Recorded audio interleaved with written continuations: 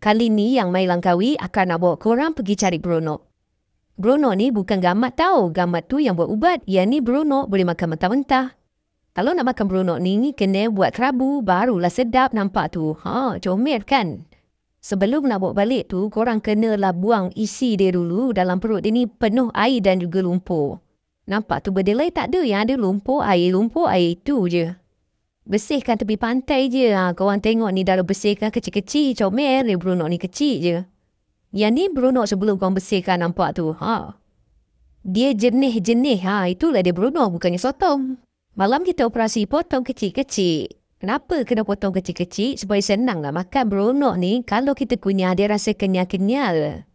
Dia tak sama macam sotong tau. Yang beronok ni, dia kenyal-kenyal. Lepas tu korang bersihkanlah untuk masuk ke dalam kerabu. Dah masuk dalam kerabu tu, korang kena gaul bagi dia sebati.